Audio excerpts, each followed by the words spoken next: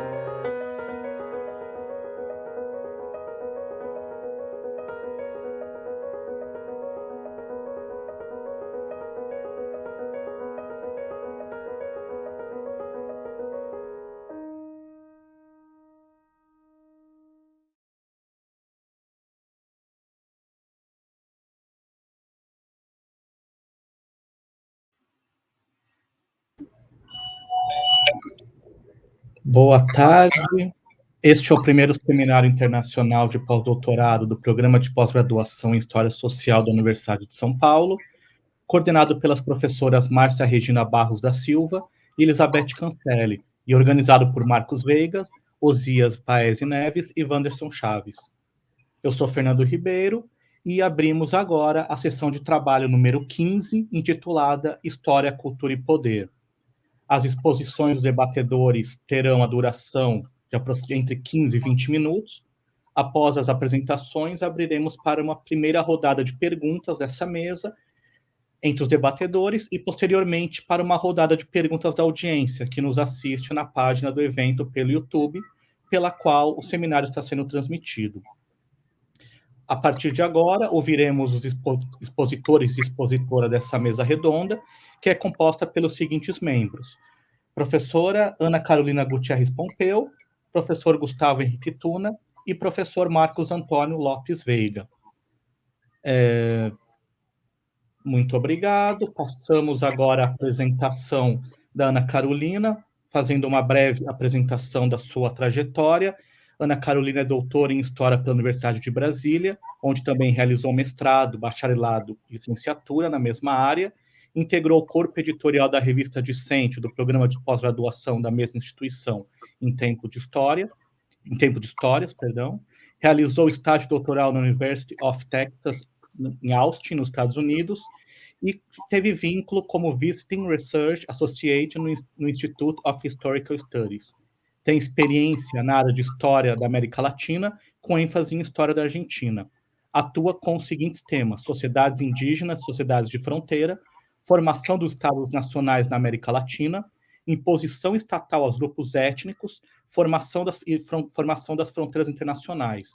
Atualmente, desenvolve pesquisa de pós-doutorado no Departamento de História da Universidade de São Paulo.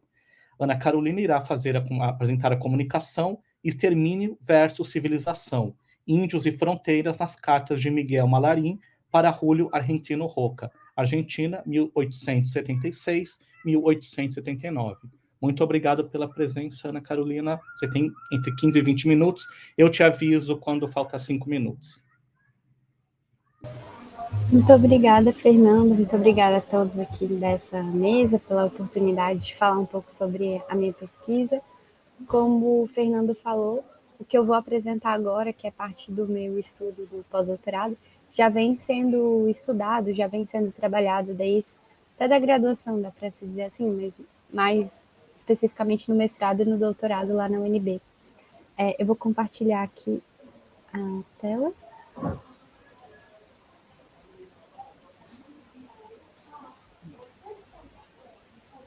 Só um minutinho.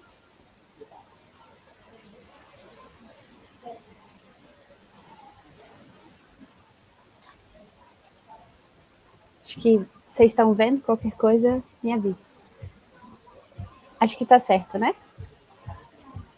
Acho que sim.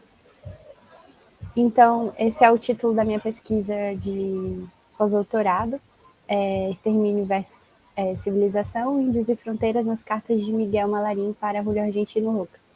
Então, o tema do meu mestrado, o tema principal do meu mestrado foi a campanha do deserto na Argentina. Eu estudei esse período um pouquinho mais, na verdade, de 1875, 1885. É o período também da ocupação da Patagônia. Anteriormente, no mestrado, eu estudei mais a Patagônia, então eu tenho interesse sobre essas questões de fronteira, de imposição estatal, como o Fernando falou. E no estágio pós-doutoral, o meu interesse principal é numas fontes, que são umas cartas que esse personagem, Miguel Malarín, ele escreveu desde os Estados Unidos e também desde a Europa para o Julio Argentino Roca, que estava sendo responsável pela campanha do deserto na Argentina. Então, eu vou falar um pouquinho mais sobre essas fontes e qual foi o meu interesse, por que ocorreu esse meu interesse por elas. Então, eu vou avançar um pouquinho. Como matriz teórica, o que eu tento entender assim são as fronteiras interiores, vistas como uma, um lugar abstrato, uma entidade imaginada, não como um dado concreto, e sim que vai ser construído à medida das necessidades pelos estados, pelo Estado argentino, no caso, né? Então, a gente está lidando aqui com fronteiras interiores, são fronteiras que não são as fronteiras internacionais, mas fronteiras consideradas internas ao próprio território, que no caso são fronteiras entre a sociedade crioula na Argentina e as sociedades indígenas. Lembrando que até o finalzinho do século XIX, boa parte, ou a gente pode falar em 2/3 da área atual da Argentina eram ocupadas por povos indígenas, não tinham a presença crioula. Então, essa imposição estatal, esse avanço da fronteira interna foi algo muito representativo para a construção do Estado Nacional Argentino. Está muito forte nesse discurso liberal, nesse discurso que tem uma tônica forte no final do século XIX. Então, a gente está falando de situações de múltiplas violências, sejam violências físicas ou violências simbólicas, com essa imposição de um Estado sobre outras sociedades, com esse intuito de conquistar o território, de avançar o território. Eu usei como referência principal essa autora colombiana, Margarita Serge, desse livro Fronteiras e Territorialidade, publicado em 2019 ou 2020, algo assim. É um livro recente, né, resultado do GT de Fronteiras da ANPU. E eu acho uma definição boa de pensar as fronteiras interiores dessa forma, como algo não dado, mas algo pensado. E ela também coloca como fronteiras do capitalismo essas fronteiras interiores, ou seja, são locais que vão ser integrados ao Estado e eles vão assim se conectar com outras localidades, com outros países, com outros fluxos comerciais, outros fluxos de ideias, através desse avanço aí do Estado. Também trabalho com um viés transnacional na minha pesquisa, já que tem algumas partes que até é uma comparação entre a Argentina e os Estados Unidos. Eu vou falar isso mais para frente. Então, o personagem que eu trabalho, o meu personagem principal é esse Miguel Pedro Antônio Malarín, que é um militar argentino que nasce na província de Entre Rios e, muito novo, ele foi mandado pelo Julio Argentino Roca. Antes do Julio Argentino Roca ascender ao cargo de ministro da guerra. Ele era um chefe de uma das comandâncias, é assim que se fala, mas ele era chefe de um dos pontos da fronteira interna, que eram pontos militarizados, já nesse intuito de avançar ali para as áreas indígenas. E o Roca ele vai mandar esse militar, esse Malarín, para os Estados Unidos, primeiro sem uma função oficial, e depois ele vai ser um adido militar nos Estados Unidos, depois vai para a Europa. E o objetivo principal dessa viagem era que o Malarín mandasse informações do que ele estava vendo nos Estados Unidos sobre a ocupação das terras indígenas, sobre o que os norte-americanos estavam fazendo com os índios, quais eram as políticas, quais eram as posturas. O objetivo era que ele reunisse essas informações e mandasse para o Roca. Então, ele vai chegar em 1877, em Washington, e Em 1879, ele se muda para Paris e vai ser um agregado militar, lá um agido militar da legação argentina em Paris. Depois ele vai participar ativamente do segundo governo Roca, com cargos importantes, com cargos militares, cargos de confiança, no seu retorno a Buenos Aires. E não existe assim tanta informação, tanta bibliografia sobre esse personagem. Então a gente vai explorar até o porquê disso. Né? Então, por que eu vou me ocupar desse personagem, do Malarim? Primeiro que é super curioso um personagem, um militar tão jovem ser mandado para os Estados Unidos para obter informações sobre uma questão que era tão similar à questão argentina. Isso primeiro mostra como os argentinos, no caso principalmente o Roca, já tinham conhecimento do que estava acontecendo nos Estados Unidos e até utilizaram algumas questões que estavam sendo empregadas por norte-americanos como opções possíveis para o seu contexto. O nosso objetivo nessa pesquisa não é mostrar como os latino-americanos eles copiavam ou se espelhavam nos Estados Unidos, a questão não é essa, mas é sim entender como a gente pode perceber esse fluxo de ideias, fluxo de opções mesmo, de planos ou de contextos políticos diferentes, mas que podem ali, essa troca de informações, o nosso objetivo principal é esse.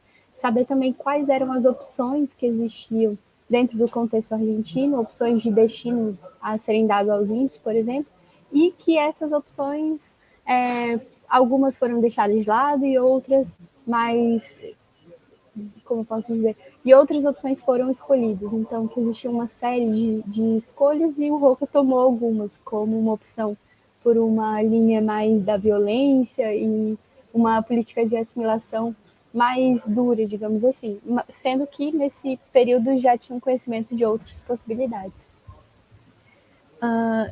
O relato epistolar, então, do Malarim é bem interessante. Ele vai comparar bastante a realidade dos Estados Unidos com a realidade da Argentina. Ele é bastante curioso como ele coloca as questões, as questões que ele chama questões de índios e as questões de fronteira.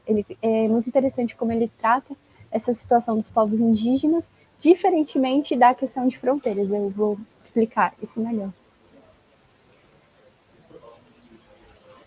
Então, essas cartas elas foram consultadas durante não lembro se foi durante o mestrado ou o doutorado, mas eu acho que foi durante o doutorado em Buenos Aires, no Arquivo General de la Nación, e elas são datadas de 77 a 79, esse período da estadia de Malarim nos Estados Unidos, endereçadas a Roca.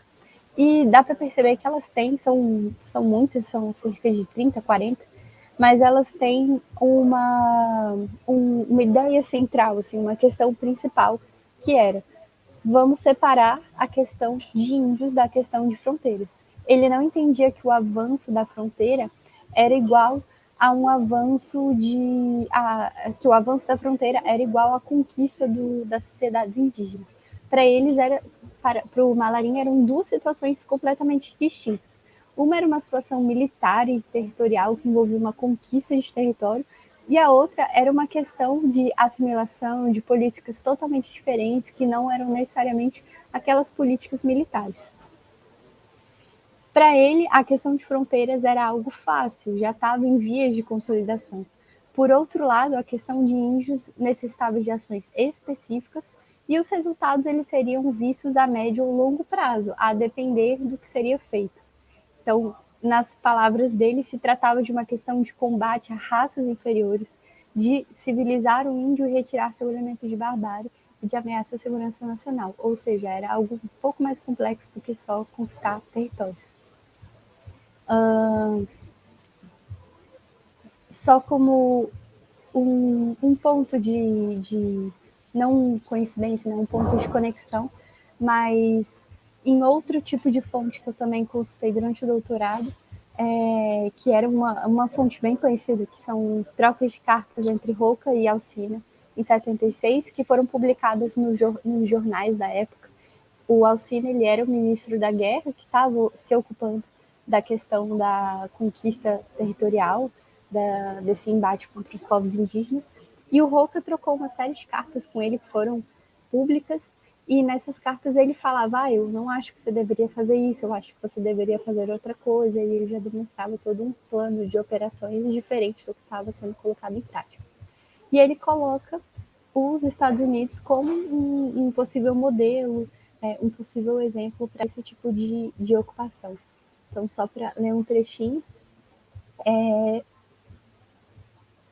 ele diz que, aqui, ao meu juízo, o melhor sistema seria concluir com os índios. Então, existem vários tipos de política. Para ele, o que seria mais fácil seria uma política mais violenta com os índios. Então, o Roca já pensava nos Estados Unidos como um possível exemplo, um possível modelo que seja de uma política mais dura para com sociedades indígenas. Uma outra questão que pairava no contexto norte-americano era a questão da educação. A gente tinha nesse período a questão das escolas dos colégios internos, das border schools, que eram locais onde as crianças indígenas eram levadas para serem educadas e tentarem ser transformadas ali, retirar essa cultura indígena num ato totalmente violento. Mas, ao mesmo tempo, nesse período que o Malarim está nos Estados Unidos, todas as questões referentes aos indígenas elas foram passadas para o Ministério da Guerra. Saiu do Ministério de Interiores e foram passadas para o Ministério da Guerra. Ou seja, elas começaram a ser tratadas como uma questão militar propriamente dita.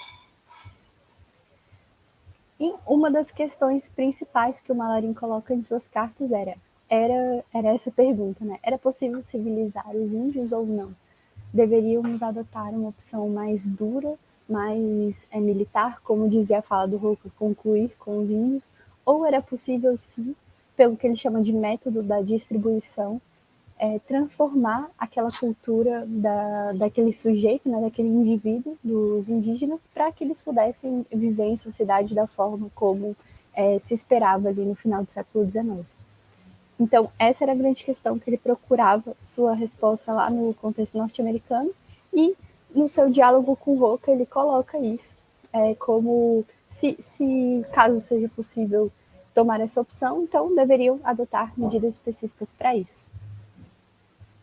Também nas falas de Roca a gente vê algo semelhante, por exemplo, saber se são ou não aptas para o trabalho, no caso os indígenas, ou elas têm que sucumbir como as peles vermelhas dos indígenas norte-americanos, a quem tanto se assemelham com os indígenas da Argentina, diante da necessidade sempre crescente da civilização. Ou seja, o Roca ele vai comparar ambas as situações, na Argentina e nos Estados Unidos, mas ele vai colocar os Estados Unidos como um exemplo de uma perspectiva mais dura, mais violenta em relação aos índios. Mas que, ao mesmo tempo, coloca essa pergunta. A gente tem que saber se elas são ou não aptas a se civilizar, a se modificar culturalmente. Se elas são, a gente pode utilizá-las como mão de obra. Se elas não são, então é realmente uma opção pela um extermínio, né? Algo mais duro. Aqui, já entrando na fonte, nas cartas de Malarim, tem muitas questões interessantes nas cartas, então eu vou pincelar só algumas para dar uma noção do que eu estou trabalhando. Então, por exemplo, nessa de 79, que é particularmente interessante, ele fala assim: essa questão de índios não é em América uma questão especialmente de fronteira, de um deserto a conquistar. É, ademais e sobretudo, um combate de raça a raça, uma luta entre um povo conquistador e um povo semi-selvagem. Ou seja, ele já começa a colocar discursos de raça, discursos que lembram do darwinismo social, dessas questões de como a gente pode transformar essa raça, pensando que existem raças melhores, raças piores. A gente está dialogando com esse racismo científico do final do século XIX, começo, e também vai repercutir no começo do século XX. Por isso, os americanos, voltando para a carta de Malarim, nunca fizeram a ilusão, já uma crítica, né, à Argentina, de acreditar que, conquistado o território e submetido seus habitantes, o grande problema estaria resolvido. Então, longe disso, eles sempre acreditaram que a questão principal consistia em eliminar de um meio ou de outro o índio. Ou seja, ele está falando que na Argentina se acreditava que era simplesmente conquistar o território. Ele está falando que não, nos Estados Unidos eles nunca fizeram essa ilusão e sempre trataram a conquista territorial de maneira diferente da situação ali, da questão dos índios. Ana, você tem 5 minutos. Tá, eu já vou concluir. Então, tem muitos pontos, como eu falei, dessas cartas, mas um dos mais interessantes que eu estou explorando é a questão da distribuição. Então, o Malarinha ele vai colocar aqui a violência, como a gente viu as falas do Roca, né, era uma coisa dita, era uma coisa possível. O Malarinha vai colocar que a distribuição era algo bem possível e que ele olhava para os Estados Unidos e via que nos Estados Unidos eles optaram por situações de distribuição e elas foram bem sucedidas, ou ele pensava que aquilo que essa opção da distribuição seria melhor aceita nos Estados Unidos do que na Argentina. Então era interessante observar como o Roca, né, nessas poucas falas que eu coloquei, ele coloca os Estados Unidos como um exemplo negativo da violência, e o Malarim, por outro lado, ele vai colocar esse exemplo que ele viu nos Estados Unidos, esse modelo que ele viu, como uma opção, digamos, menos violenta, uma violência não física, para uma transformação cultural. É igualmente violenta, mas ele acreditava que isso era uma opção mais viável, menos dispendiosa, mais possível para a situação argentina. Então, é o que a gente chama da opção da distribuição. Essa opção da distribuição, ela existia, o Roca conhecia, o governo argentino de fato aplicou, não majoritariamente, mas aplicou quando mandou crianças para casas de família, por exemplo, nas grandes cidades, ou para o domínio de igrejas, então, ou para aquelas colônias rurais. Então, era uma opção que ocorreu, apesar de não ter sido majoritária, ela existiu. E, por fim, apesar de todos esses debates, como a gente vê nas cartas do Malarim, essa Malarim chama atenção para a necessidade de ter políticas específicas em relação aos indígenas. O que se vê na prática é os argentinos simplesmente falaram: agora são todos cidadãos argentinos e não precisamos mais fazer nada, não precisamos tomar políticas específicas, já que são todos iguais e pronto. E o que a gente vê é uma marginalização dessas sociedades indígenas que vão entrar ali de maneira bastante subalterna na sociedade argentina e dispensam ali uma política uma política maior, um planejamento maior. Nas fontes a gente vê que isso se dissipa, esse tipo de discussão, depois da conquista territorial. Ou seja, o Malarim ele acaba sendo um discurso totalmente marginal. Vou interromper o compartilhamento. Deixa eu regressar. Ele acaba sendo um discurso totalmente marginal no contexto argentino, e talvez por isso que a gente pode falar que existem tão poucos estudos, a gente pode pensar que existem tão poucos estudos sobre ele, apesar de tratar de temas muito interessantes, uma comparação entre Argentina e Estados Unidos, o olhar desse viajante latino-americano sobre o que acontecia em outro país, mas ao mesmo tempo é algo marginal. O que foi acatado foi algo diferente, uma política diferente do que ele relatava, do que ele colocava ali nas suas cartas. Então, é isso, se deixar para perguntas, se tiverem. Obrigada, Fernando. Muito obrigado, Ana, pela excelente comunicação e pela precisão no tempo. O meu relógio virou exatamente agora. Muito obrigado. A gente certamente já fiz algumas anotações, teremos bastante debate. Acho que é um tema que particularmente me interessa bastante, então eu já fiz várias anotações, mas vamos passar para a segunda comunicação do professor Gustavo Henrique Tuna. O Gustavo possui graduação em História pela Universidade Estadual de Campinas, mestrado em História Cultural pela mesma instituição e doutorado em História Social pela Universidade de São Paulo. Foi bolsista do Programa de Formação de Quadros Profissionais do SEBRAP entre 2002 e 2004. Conquistou 2 vezes o Prêmio Jabuti, concedido pela Câmara Brasileira do Livro, em 2011 na categoria Biografia e em 2018 na categoria Crônica. Tem experiência na área de História, com ênfase em História Cultural, atuando principalmente nos seguintes temas: Gilberto Freire, 1900-1987, historiografia brasileira, história intelectual, viajantes estrangeiros, Manuel Inácio da Silva Varenga, 1749-1814, história do Brasil colonial, história do livro da leitura, luzes, iluminismo, reformismo ilustrado, ilustração luso-americana, Sociedade Literária do Rio de Janeiro. Atualmente, realiza pesquisa de pós-doutoramento no Departamento de História da Universidade de São Paulo, como pesquisador colaborador, e é gerente editorial da Global Editora.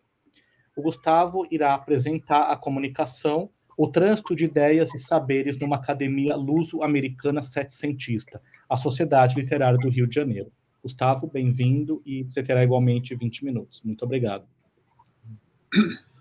Obrigado, Fernando, e Marcos, e todos, né, da mesa. Para mim é uma oportunidade muito instigante essa de apresentar os resultados ainda iniciais dessa pesquisa que eu venho conduzindo.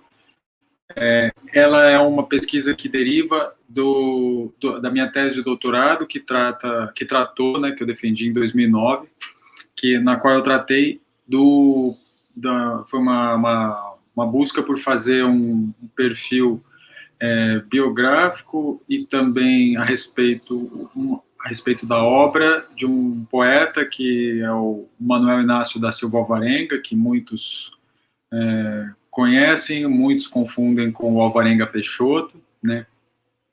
Ele é uma figura interessante do ponto de vista de ser um letrado, digamos, multicarreiras, né? Ele foi professor régio de retórica e poética, foi poeta, foi advogado, né? Se formou em Coimbra, né? E quis fazer algo nesse de pós-doutorado, foi no sentido de sair de um personagem e estudar essa agremiação científica da qual ele foi o principal articulador, né? Que é a Sociedade Literária do Rio de Janeiro. Geralmente, né, ela já foi, digamos, estudada, já foi motivo, né, objeto de alguns estudos, né, já realizados. No entanto, geralmente ela é estudada a reboque do processo da devassa, né, da chamada, né, da suposta Inconfidência do Rio de Janeiro, de 1794. Eu digo que ela é estudada a reboque porque ela sempre é referenciada como, né, o lugar, né, no qual haviam confabulações, conversas, que foram, né, digamos, denunciadas, né, para o vice-rei, né, na época o Dom José Luiz de Castro, conde de Resende, né, isso em 1794, 5 anos após a conjuração, a Confidência Mineira, né. E aí eu comecei a perceber que havia uma lacuna grande no seguinte sentido, de se estudar a sociedade literária do ponto de vista da sua própria história, né? Ela, afinal de contas, ela foi uma academia que, nesse fim do século XVIII, se organizou no sentido de produzir conhecimento, de compartilhar saberes científicos no momento em que esses saberes, eles, como se sabe, eles estão num novo momento em função, primeiramente, da reforma dos estatutos da Universidade de Coimbra, que é um ponto de viragem, né, nessa formação desse pensamento a respeito da ciência, e é uma agremiação científica que está sediada em espaço colonial. Então, eu considerei que era importante sair evitar essa constante e quase unívoca vinculação da sociedade com a conjuração, né, com o processo de devassa, e tentar estabelecer um perfil, né, dessa sociedade. Para isso, eu estou lançando mão assim digamos, de dois instrumentais metodológicos, que é o da microhistória. Então, eu estou procurando mergulhar na trajetória individual e de forma bastante pormenorizada de cada um dos membros dessa sociedade, e, ao mesmo tempo, por eu estar estudando, né, um grupo, né, um coletivo, né, de letrados, eu também estou lançando mão do instrumental metodológico proporcionado pelos estudos de prosopográficos, né. Então, o que eu tenho... eu entrei, né, desde fim de 2019, né, comecei em dezembro de 2019. Infelizmente, até agora eu não consegui fazer uma pesquisa em arquivos que eu havia projetado, porque boa parte das fontes, né, que eu elenquei, elas estão em arquivos e bibliotecas de Portugal, e, em função da pandemia, não pude realizar, né, essas missões de pesquisa. Também não foi possível realizar também no Arquivo Nacional, né, no Rio de Janeiro. Então, o que eu procurei fazer foi trabalhar com os autos da devassa e com outros documentos que fazem referência à sociedade literária do Rio de Janeiro, no sentido de, primeiramente, identificar quais foram os seus integrantes e estabelecer conexões, né, entre as trajetórias deles, né. Então, nesse momento, o que eu após reunir todos a documentação que eu tenho disponível, né, eu consegui identificar, então, só para situar, né, a Sociedade Literária ela é fundada em 1786, ainda durante o vice-reinado do Dom Luís de Vasconcelos de Souza, né? Ela é fundada por três médicos, né? E ela tem um primeiro momento de funcionamento, né, que ocorre entre 1786 e 1790. Ela, ao que tudo indica, ela acaba encerrando suas atividades em 1790, provavelmente em função da falta de apoio, né, que ela acabou tendo. Ela é criada no dia 6 de junho de 1786, né, que é o aniversário de Dom José I. Ela tem como patrono o próprio vice-rei, né, do Estado do Brasil, né, o Luís Vasconcelos de Souza, que durante o seu né, durante o período, né, do vice-reinado dele, foi um momento, digamos, de valorização das artes e da ciência, né. No entanto, apesar, né, de todo esse clima consideravelmente favorável, né, às atividades científicas, né, na colônia, de fato, ao que tudo indica, a sociedade literária ela não obteve um efetivo apoio por parte, né, do governo do Luís Vasconcelos de Souza. Então, ela acaba encerrando as suas atividades em 1790 e ela volta em 1794, né, que é o ano em que a atividade dela é denunciada, né, ao então, né, o vice-rei seguinte, que é o Dom José Luís de Castro, conde de Resende, e ela tem, então, nessa segunda fase, uma existência bastante efêmera, né, e, infelizmente, não existe ela não legou um arquivo, né,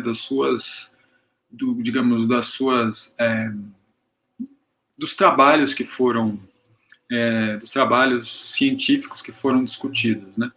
Nós temos de fontes os autos da devassa, onde há referências a alguns estudos que foram, né, discutidos, que foram expostos por alguns homens de ciência no âmbito, né, da academia. consegui localizar, ainda quando eu estava no doutorado, uma memória de um astrônomo, que é o Bento Sanches Horta, que é um astrônomo nascido em Coimbra. Ele apresentou uma memória sobre a produção do ar frio, sobre a produção artificial do ar frio. Ele apresentou isso no âmbito no espaço da sociedade literária, né?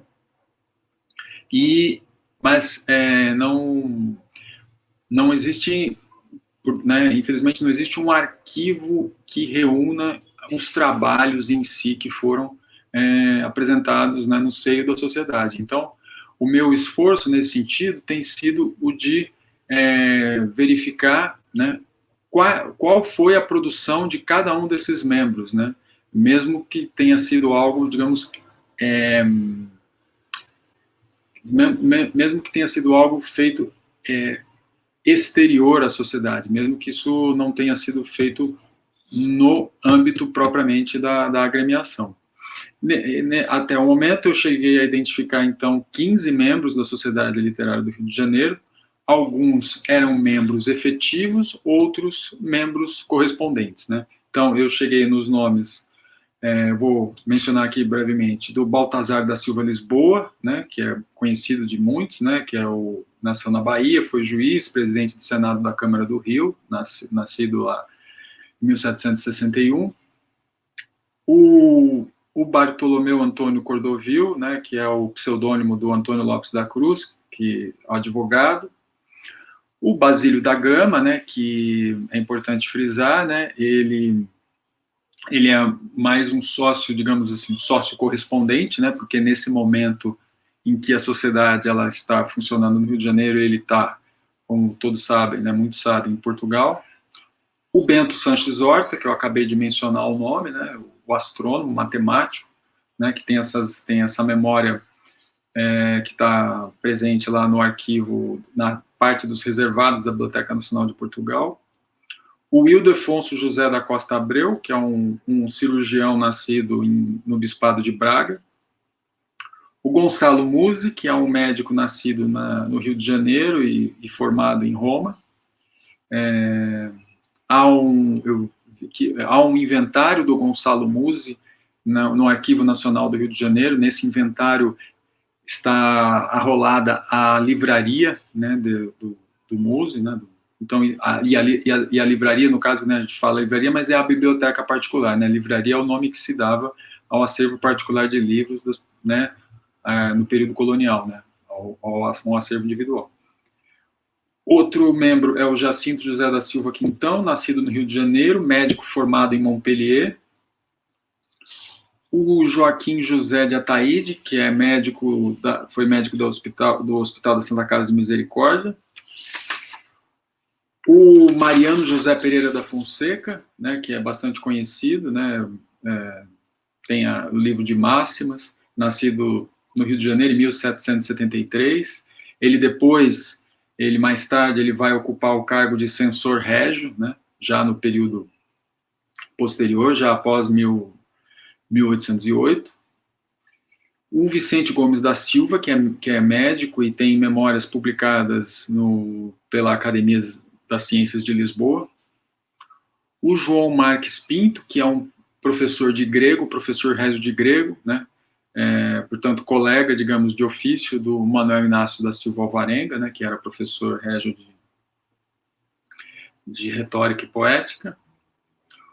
Outro membro é o João Manso Pereira, que ele é professor de latim, ele tem uma vida, digamos, uma vida anfíbia, ele é professor de latim e ele também é químico diletante, né? O João Manso Pereira, ele já há alguns estudos, né, sobre ele, que ele fez alguns levantamentos mineralógicos nesse período de fim do século XVIII, principalmente aqui na capitania de São Paulo, e as habilidades dele com a química chegaram aos ouvidos da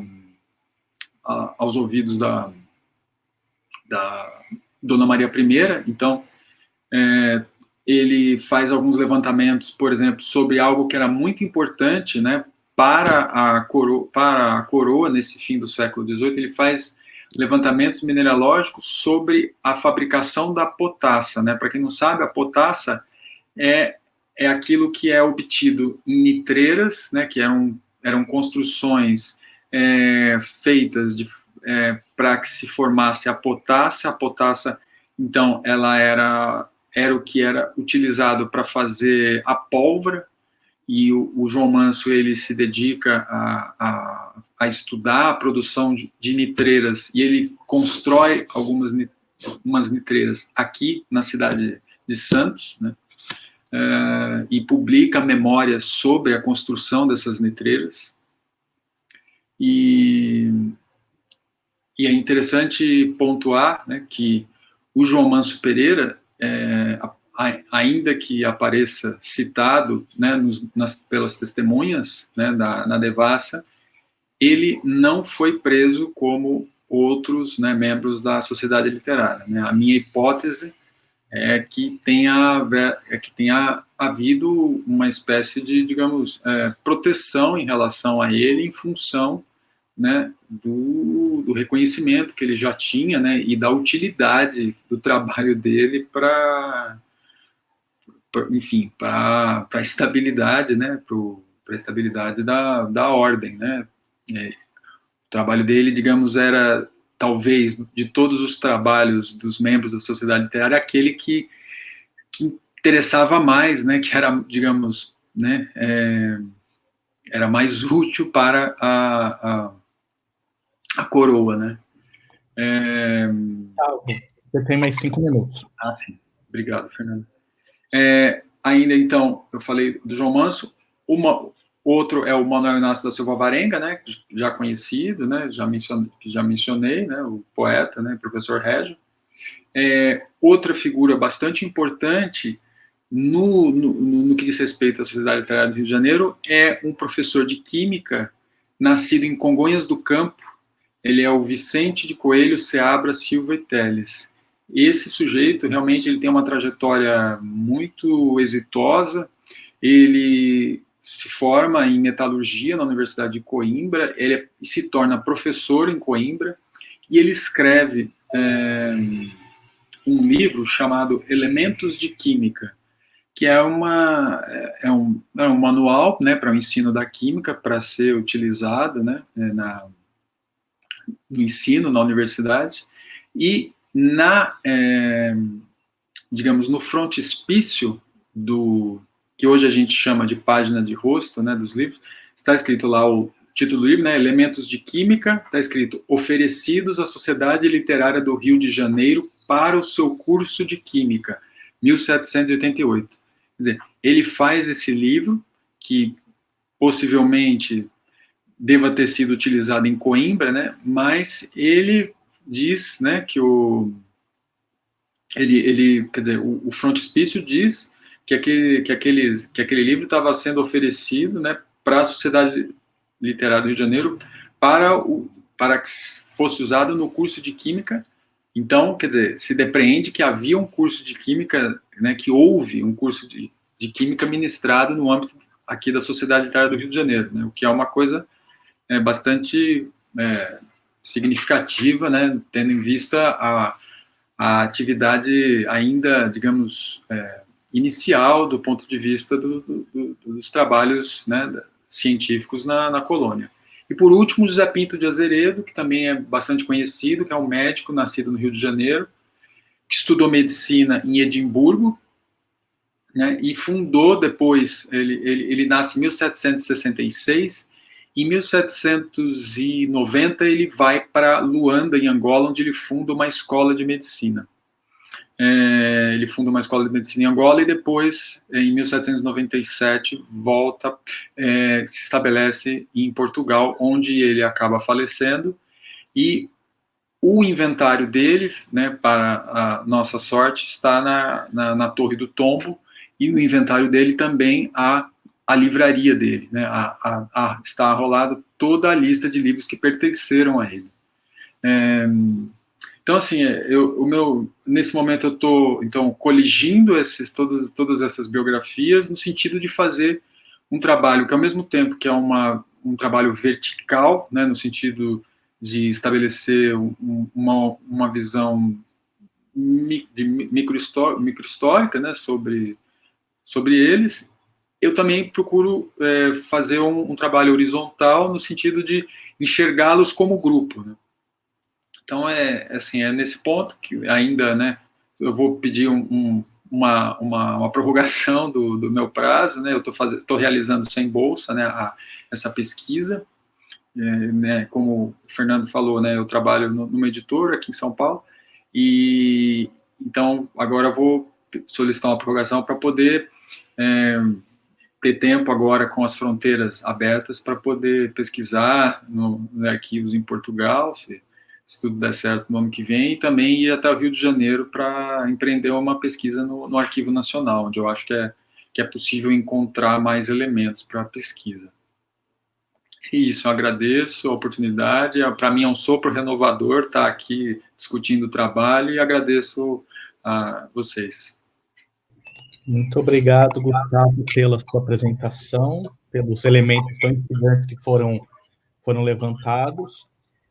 Passamos agora para a terceira comunicação do Marcos Antônio Lopes Veiga. O Marcos tem doutorado em História Social pela Universidade de São Paulo. Atualmente é pós-doutorando CAPES PNPD no Departamento de História da mesma instituição. Suas pesquisas se concentram na relação entre história e historiografia do manuscrito, do impresso, do livro com a história, e a historiografia da magia, feitiçaria e bruxaria na Idade Moderna, com ênfase nos impérios ibéricos, séculos XV ao XVIII.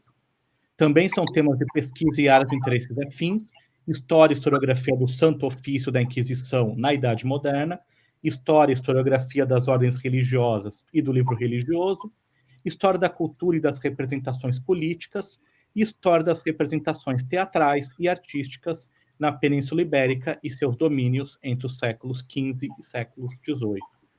O Marcos irá fazer a comunicação, experiência, publicação e missionação, o Espirro Místico do Capuchinho Frei José de Nájera, 1558-1676. Muito obrigado, Marcos. Você também tem igualmente 20 minutos. Boa tarde a todos, todas e todos. Primeiro, dizer da minha satisfação em poder organizar esse evento, encontrar os colegas, ouvir falas tão instigantes, tão provocantes e de uma renovação historiográfica que me deixa muito satisfeito, não só a mim, mas a todos os colegas e amigos e os organizadores, né, que falam em nome do professor Osias, do professor Wanderson também.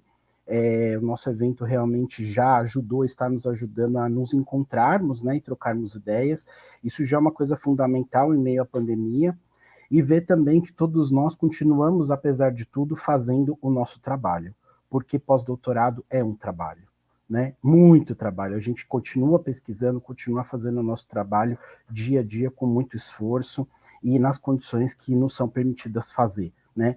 Eu agradeço, inclusive, a CAPES pela bolsa de pós-doutorado que eu tenho e com a qual eu faço pesquisa, né? Sem essa bolsa seria impossível estar desenvolvendo essa pesquisa que estou desenvolvendo. Então eu agradeço a CAPES e o Programa Nacional de Pós-Doutorado por ter esse financiamento, ao Programa de Pós-Graduação em História Social, né? E aos professores Mariane Junqueira, Marcos Napolitano, Márcia Regina Barros e também Elizabeth Cancelli, que todos, de alguma maneira ou com alguma ação, né, e a professora Ana Paula Mejani também, obviamente, que é a minha querida supervisora, por estar aqui, por poder compartilhar com vocês resultados parciais dessa pesquisa que eu estou realizando.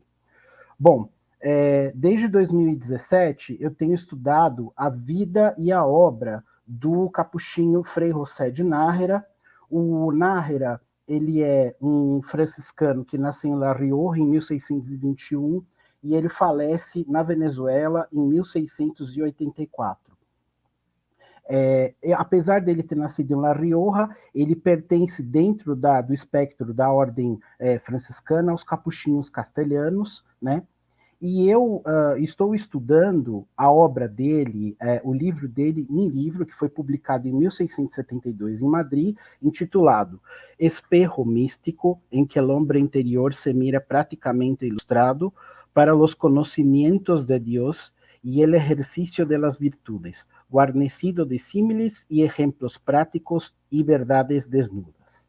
Então, esse livro do Nájera, eu cheguei até ele a partir das minhas pesquisas de doutorado e a partir da obra do antropólogo Carmelo de Sontolossana, que eu havia lido para o doutorado, e a partir da leitura do Tolossana, eu achei que o livro de Nájera era uma espécie de manual de exorcismo. E quando eu fui ler o documento, na verdade, ele não é um manual de exorcismo.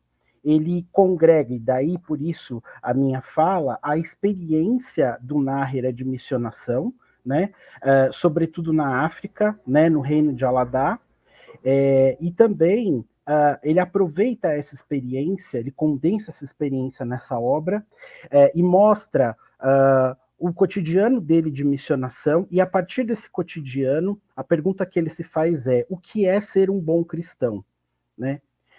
Existem coisas muito interessantes para ser pensadas a partir dos dados de pesquisa que eu encontrei. A primeira coisa é que Nájera ele vive no governo de Filipe IV, e a publicação dele do Espejo vai ser em 1672, portanto já no governo de Carlos II.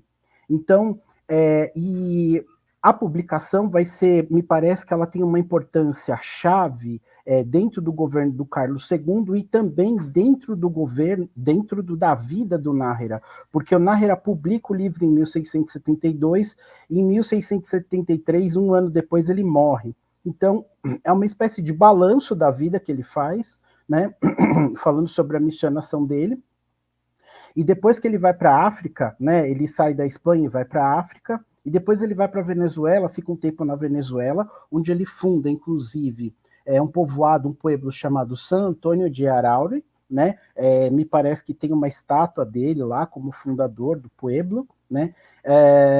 Então é muito interessante a vida dele, porque ele tinha essa, digamos, ele teve esse circuito, essa circulação entre a Península Ibérica, depois o Reino de Aladá e a Venezuela, onde ele morre posteriormente. Então essa obra, a primeira coisa que chama atenção é que é uma obra do final da vida dele, né? É uma espécie de balanço de vida.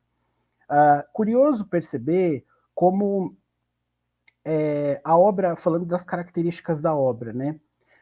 O frontispício da obra é bastante simples, existem poucos exemplares espalhados, eu só encontrei 3 exemplares dessa obra, né? Então eu inclusive estou comparando esses exemplares, mas não existem muitas assim diferenças significativas, a não ser pelo fato de que após o frontispício da obra existe uma imagem da Virgem Maria, né, que aparece, e essa imagem é colocada pelo Nájera, pelo que eu entendo até agora, porque a Virgem Maria tem um papel fundamental para a ordem franciscana, né, do ponto de vista espiritual, em que os franciscanos, então, se colocam diante da cruz e diante da Virgem Maria, do ponto de vista teológico, simbólico, né, da ordem, e ao mesmo tempo também porque Mariana de Áustria era devota da Virgem Maria. Então, na verdade, o livro é dedicado a Carlos II, mas aquela imagem de Nossa Senhora também está ali por conta da Dona Mariana de Áustria. Então, existe todo um simbolismo que une o Carlos II,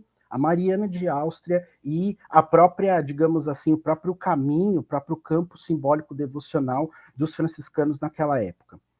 A segunda questão que eu acho interessante é pensar o texto em si, né? O texto ele é composto basicamente de, a gente pode dividir em 3 grandes partes, né? O primeiro são os preâmbulos, as censuras, né? E o Nájera contando um pouco da experiência dele de como ele chegou até a África. Depois, são por volta de 20 capítulos, se não me engano, 22 capítulos, onde ele dá conselhos de como ser um bom cristão, né?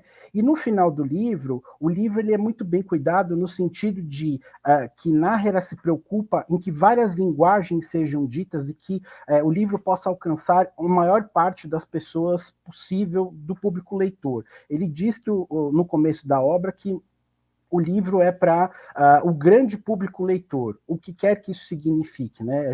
Eu ainda estou tentando entender, mas me parece que existe ali uma preocupação de escrever para uma comunidade, digamos, de uma comunidade intelectual, de uma República das Letras, a qual ele se insere de alguma maneira, né, para usar o conceito do Grafton, mas também existe a preocupação de que esse texto circule de outras maneiras. Então, no final dos 22 capítulos, onde ele dá esses conselhos, existe um texto bastante até denso, onde ele cita autoridades, cita referências religiosas, políticas, às quais ele se filia. Existem quadrinhas para se gravar de memória também os valores morais que ele está tentando, digamos assim, fazer circular a partir da obra dele, né? Inclusive tem um índice onomástico e de temas também após essas quadrinhas, né? Então é um livro assim bastante cuidadoso no sentido de ser um livro de memória, de leitura, de memorização, destinado para leitores, ledores, para o público em geral, para que as ideias circulem livremente, né? Então existe essa preocupação dele, né?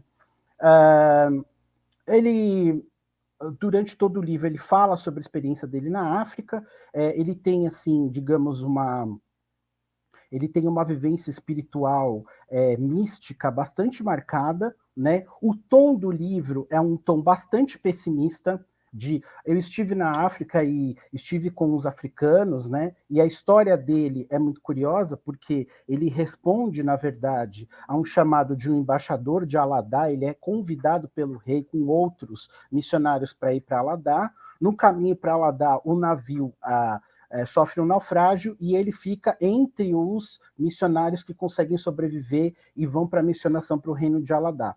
No começo, ele realiza apenas ali, ele fica num papel como é que a gente pode dizer, alfabetizador, né, e tradutor linguístico, ensina os africanos a escreverem, então, porque ele era tradutor também. Inclusive, ele cria um catecismo antes de ir para Aladá em língua arda, né, na língua local, nativa, para que eles pudessem, ele adianta esse catecismo, para que eles pudessem já ir se familiarizando com o texto, né, e de alguma maneira ele faz com que esse texto chegue e passe a circular, né, entre a península e a África.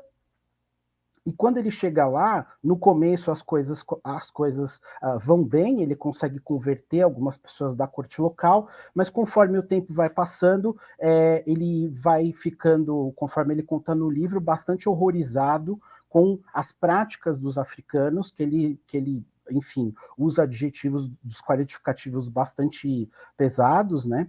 E ele também diz que a experiência de missionação foi um fracasso, porque os africanos, ele começa a ver as procissões, os rituais religiosos que os africanos querem compaginar com o catolicismo para o qual eles estão se convertendo, a poligamia e outras práticas, né, não monogâmicas que os africanos têm, e ele fica chocado e diz que a missionação foi um fracasso, porque os africanos são supersticiosos e eles não conseguem aderir, entender os valores do catolicismo que ali estava tentando se pregar.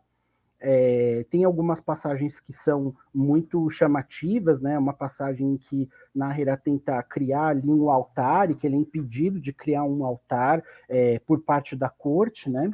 Apesar de alguns membros terem sido convertidos. E o que também faz a gente pensar em muita coisa é que a experiência de missionação mostra que a cultura africana seria uma espécie de negativo do que seria ser um bom cristão. Isso chama muita atenção no livro dele, né? Durante todo o tempo é uma espécie de subtexto, ou fica bastante latente na leitura daquilo que ele está transmitindo na obra dele, né? Mas é algo que eu ainda preciso pensar bastante, né, sobre isso.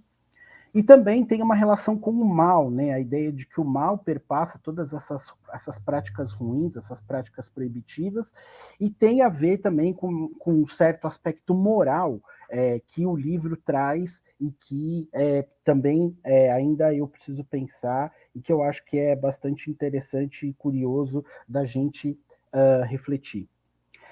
É uma pesquisa bastante extensa, porque eu trabalho com algumas historiografias, como a historiografia da história do livro, da leitura, do manuscrito do texto, também uma historiografia da ordem franciscana na Idade Moderna, né? Sobretudo no período do século XVI e do século XVII, né?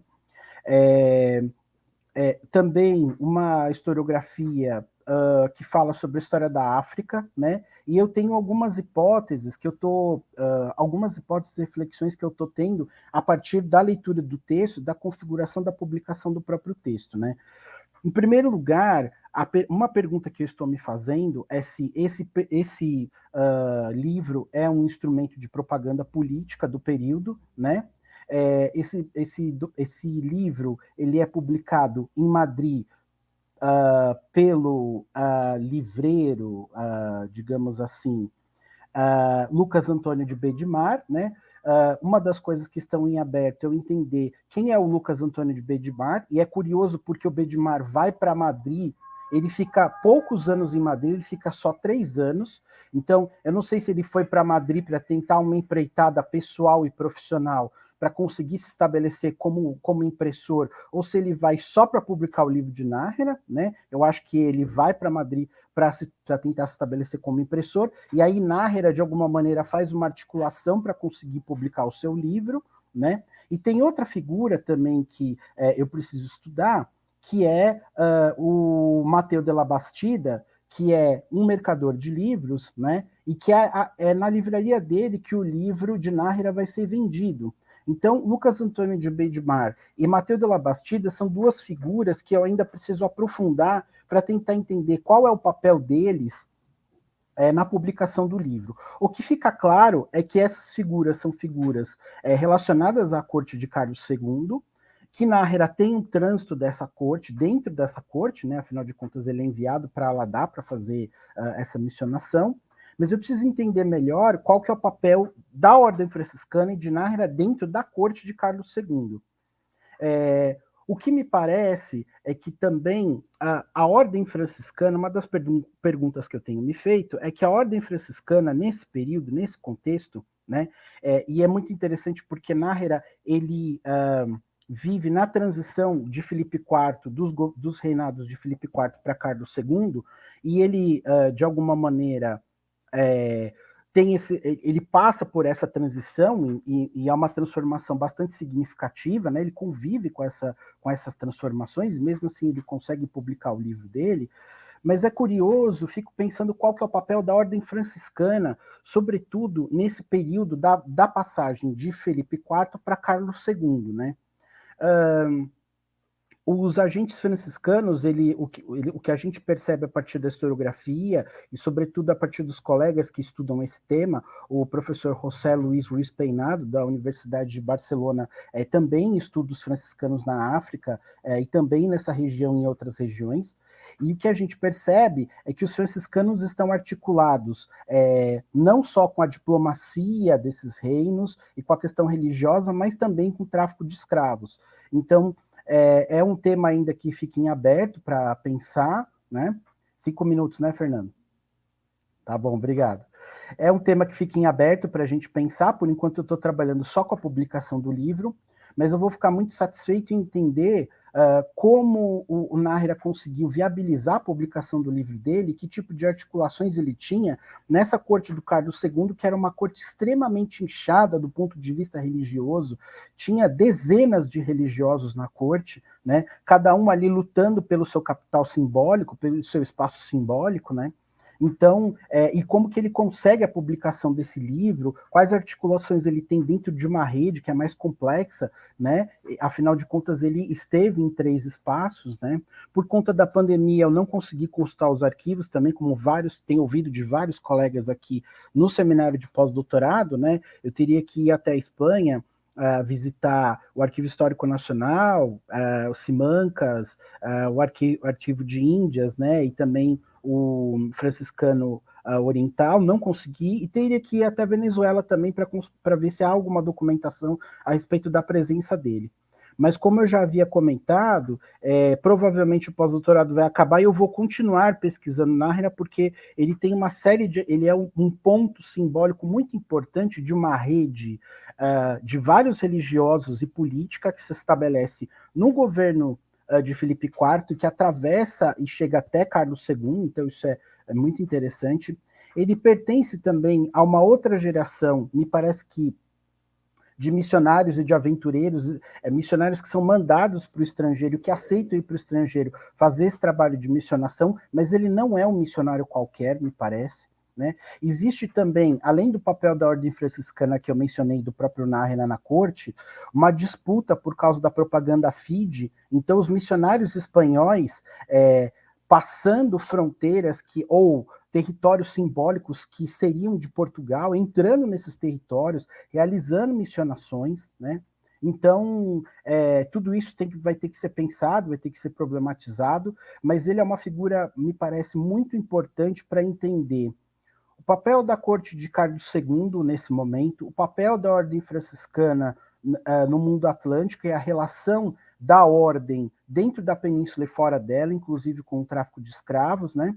A propaganda política que Nájera faz e, digamos assim, os valores morais que são propagados com esse livro, a publicação do livro, e, finalmente, como que esse livro é publicado, viabilizado, e que trâmites existem do ponto de vista econômico, simbólico, dessa articulação entre Lucas Antônio de Bedmar, Nájera e também o Mateu de la Bastida, nesse momento tão importante pré-Guerra de Sucessão. Né? Também existe toda uma historiografia, isso precisa ser articulado com toda uma historiografia que fala sobre o governo de Carlos II, né? Um momento bastante delicado do Império Espanhol, né? Pós separação de Portugal, né? Já não estamos no contexto da monarquia hispânica, né? Mas é muito interessante pensar o papel da ordem franciscana, as articulações com a corte de Carlos II, que é uma coisa que está me interessando agora, e a questão de toda uma historiografia que trata, entre aspas, da decadência do império, né? Que precisa ser muito relativizada, né? Enfim, autores clássicos como Christopher Storrs e outros autores já estão sendo relidos, já estão sendo revistos, né? E a forma está sendo, esse momento do Carlos II já está, a figura do rei também, toda essa problemática da simbólica política, da articulação da Espanha e o papel da Espanha no Atlântico e na Europa está sendo revista, então é um pouco também o lugar de onde eu estou falando, mas, digamos assim, sobre um vértice um pouco diferente, tá bom? Então eu agradeço os ouvidos amigos de vocês e o público e encerro minha fala por aqui. Muito obrigado, e assim que eu tiver resultados mais palpáveis, certamente eu vou publicá-los e publicarei sobre a questão da impressão, né, do livro, da publicação do livro do Nájera. Obrigado, Ana, Gustavo e Fernando, e vamos continuar conversando. Muito obrigado, Marcos, pela sua excelente comunicação e pelo tempo extremamente preciso. Temos agora aproximadamente 50 minutos de debate. A gente tem que, infelizmente, encerrar a mesa pontualmente às 16 horas. A gente estava pensando logo no começo, com a inserção da pesquisa da Ana, qual seria os diálogos possíveis, porque ela teve um problema técnico de internet, ela foi remanejada para a mesa de hoje, o que é muito bom, que a gente teve a oportunidade de ter contato com a pesquisa dela, e eu acredito que a mesa acabou tendo um diálogo muito interessante, principalmente no aspecto que envolve a circulação. A gente percebe isso nas três comunicações, elementos muito interessantes de circulação, que é uma temática que está muito em voga na atualidade, inclusive nessa questão de sair, extrapolar fronteiras, extrapolar esses limites que até então a historiografia acabava se limitando. Eu acho que é um elemento muito importante de se pensar. Um outro elemento que tem a ver a partir de um debate que o Gustavo iniciou e o Marcos complementou, eu acredito que futuramente a gente teria que refletir num outro evento, isso até é uma sugestão para o departamento, até para os nossos colegas do PNPD, para organizar um segundo evento, em relação aos impactos da pandemia em relação às pesquisas, não só a partir das dificuldades, mas no que as pesquisas tiveram que se adaptar para essa nova conjuntura. A gente percebeu muito claro isso, que não teve bloqueios de pesquisa, em alguns casos, pontualmente sim, mas a gente teve novas abordagens, novas estratégias em cima disso, o que torna uma questão muito interessante da gente também pensar a natureza da nossa pesquisa e da nossa atividade enquanto pesquisadores. Mas, voltando agora ao tema das apresentações, eu agradeço imensamente as 3 comunicações que foram extremamente riquíssimas, instigantes. Eu vou fazer alguns comentários na ordem, daí depois eu abro para os participantes, os expositores, fazerem os comentários também, os questionamentos, e se tiver alguém da audiência também já pode começar pelo chat do YouTube fazer as comunicações. Queremos passar isso aí sim para uma segunda rodada, que a gente tem um tempo razoável. Eu vou iniciar cronologicamente as apresentações, a da Ana Carolina. É muito interessante esse debate, até quando você estava apresentando, quando eu estava pegando o título, eu lembrava muito do debate que teve alguns anos atrás em relação à própria figura do Roca como representação na nota de 100 pesos, justamente pela questão do genocídio que foi executado muitas vezes a partir da política dele e pela ação dele. Então, quando a gente pensa também nesses ressignificados, a gente tem elementos, disputas também acontecendo em outros espaços. Mas a minha pergunta vai por um outro caminho, na verdade. Eu me interesso muito pela questão de fronteira, apesar de trabalhar num período bem anterior, trabalho século XVII, está trabalhando um outro tipo de fronteira no século XIX, o que torna muito interessante. E eu vejo na sua proposta justamente trabalhar esses 2 modelos, um modelo estadunidense de gestão da fronteira e também de gestão dos indígenas, mas também existe uma certa tradição da Argentina, e pensando também a figura do Roca como um indivíduo oriundo de Tucumã. Tucumã tem uma tradição desde o início da colonização de expansão de fronteira e de gestão muito problemática, muito violenta das populações indígenas. Então, a pergunta que eu coloco nessa troca de cartas, nessa circulação de informações, se você observa, como você observa essa relação entre uma certa tradição e inovação, que muitos argentinos viam da solução dos Estados Unidos, em relação a essa tradição que já era muito consolidada na prática argentina. E quando você coloca no último elemento que eu achei muito interessante dessa solução envolvendo cidadania, os indígenas, eu não conseguia ignorar o processo colonial de que muitas vezes os indígenas foram vistos como súditos do rei, como resposta a uma possível violência. E o quanto isso acabou ficando como letra morta, porque na prática eles eram súditos do rei, mas o regime de encomenda continuava, o regime de exploração continuava. Então, eu queria que você falasse um pouco dessa relação um pouco contraditória entre tradição e inovação, de uma maneira muito, muito superficial da minha análise, assim, essa versão tradição e inovação. Em relação ao Gustavo, realmente muito interessante a sua apresentação. Acho que essa nova abordagem, essa nova visão em relação à academia a sociedade literária é muito importante, ela é fundamental. A pergunta que eu te coloco é justamente se a inserção desses indivíduos em outros círculos intelectuais, se isso segue um padrão de outras sociedades ou se tem alguma especificidade nisso. Até porque, como você bem apresentou, o seu foco nessa conjuntura de trabalhar um pouco a trajetória, a prosopografia, é trabalhar a inserção desses indivíduos nesse momento. Então, se você pudesse falar um pouco mais sobre a especificidade dessa sociedade em relação às outras, no que tange a inserção desses indivíduos nos outros circuitos científicos. Em relação ao Marcos, é uma pesquisa que eu já tinha contato, já sei, já acompanho o andamento, eu teria várias perguntas para fazer, já tinha feito algumas anteriores, mas eu vou focar em uma questão que eu acho que dialoga muito com a mesa, que é, se você pudesse falar um pouco mais sobre quais as contribuições das experiências africanas e americanas na reflexão do Naher em relação ao processo de missionação. Assim, no que isso, já que a gente está falando de circulação, nesses processos de ampliação de espacialidades, para você falar um pouco das experiências. E acho que seria essa as minhas perguntas. A gente não tem ainda perguntas do público. Eu consulto aos expositores e à expositora se a gente faz primeiro essa rodada. A gente pode fazer primeiro essa rodada de respostas, e daí nas respostas vocês também podem eventualmente fazer uma outra rodada de perguntas. Acho que fica melhor dividido. Obrigado. Ana, por favor. Obrigada, Fernando. Eu agradeço seus comentários e a sua questão, porque esse é um dos pontos principais que eu e a Estela, né, que é minha supervisora do pós-doc, nós vemos como um ponto interessante, assim, chave de olhar essas fontes.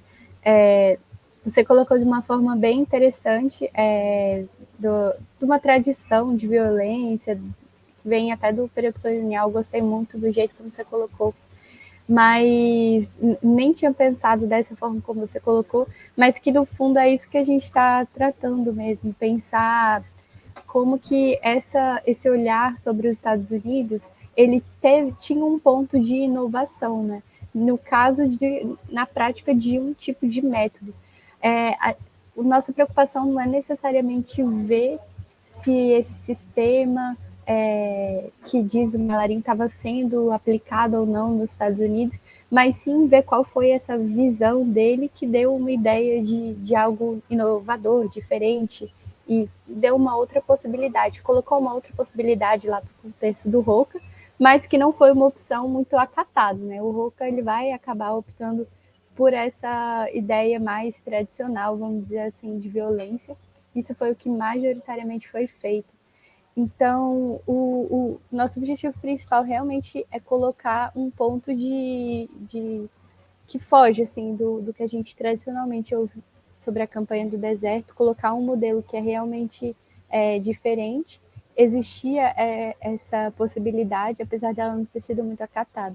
E como que se olhou para os Estados Unidos com esse olhar de olha, eles estão fazendo algo diferente, eles têm essas escolas, eles colocam o elemento indígena, essa pessoa do indígena, em contato com outros e transforma. Tem até um personagem norte-americano que tem uma frase que fala assim, vamos matar o índio e salvar o homem. É mais ou menos essa ideia de transformação desse indivíduo ali cultural em um ser que vai ser uma mão de obra útil ali para esse contexto argentino.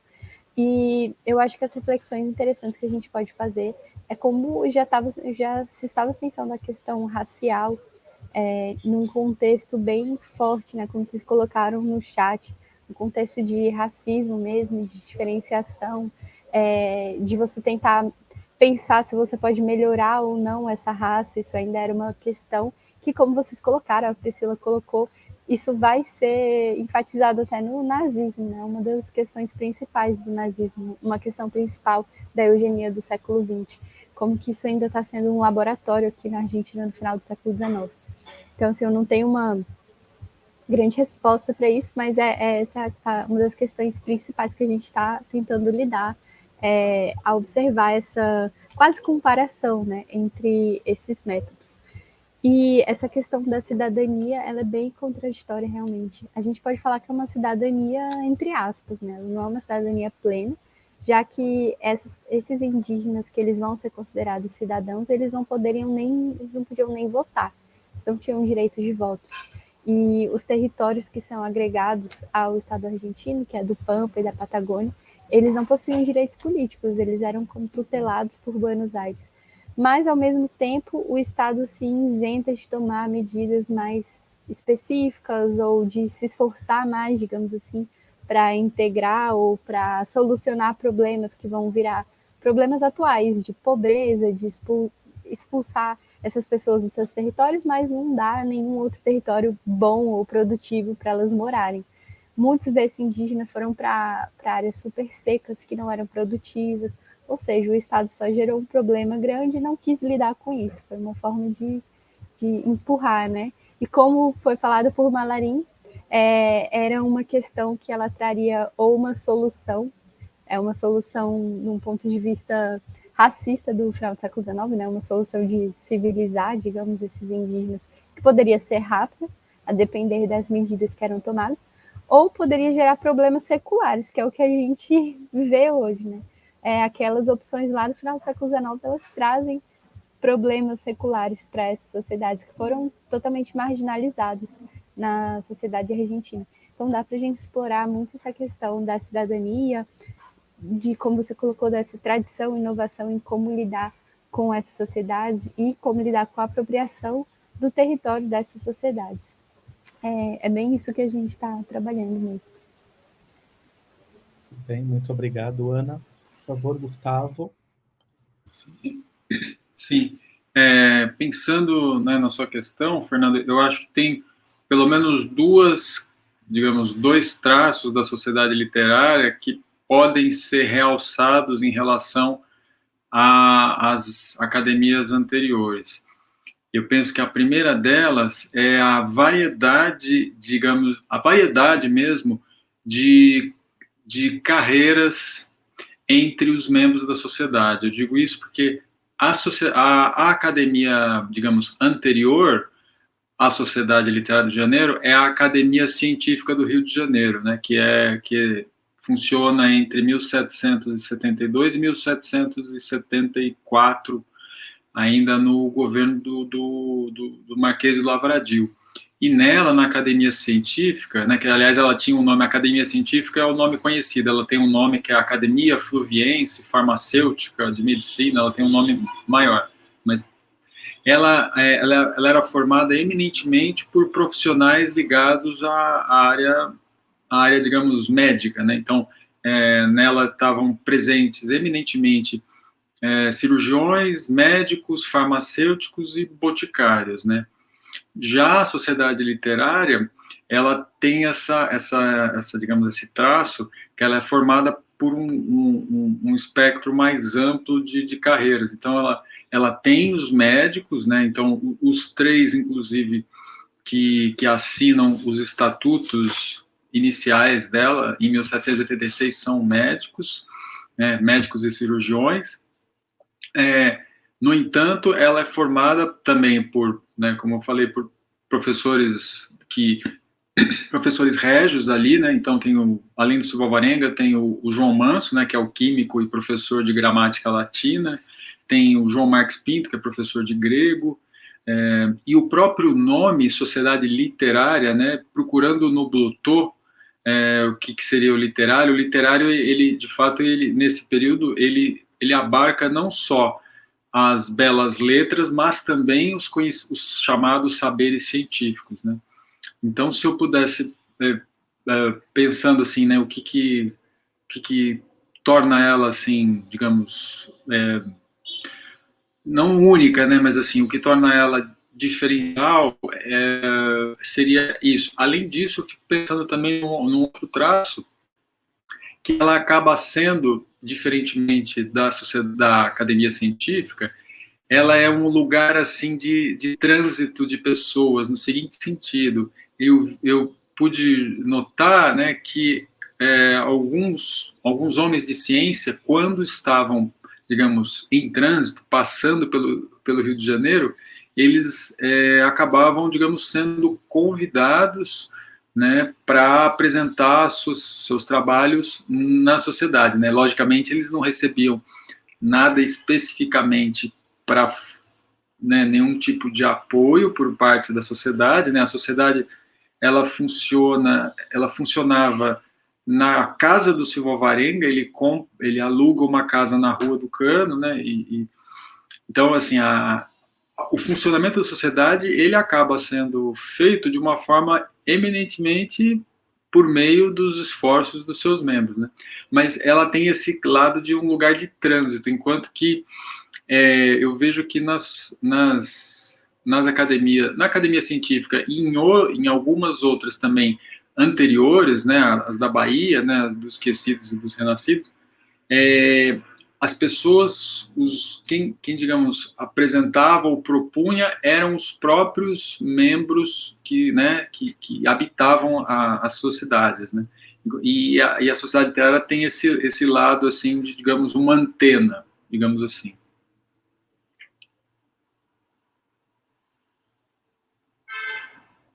Acho que muito interessante, muito instigante, na verdade, pensar esse aspecto realmente comparado com eu estava pensando justamente na questão das anteriores mesmo, e você respondeu de maneira muito precisa. Muito obrigado.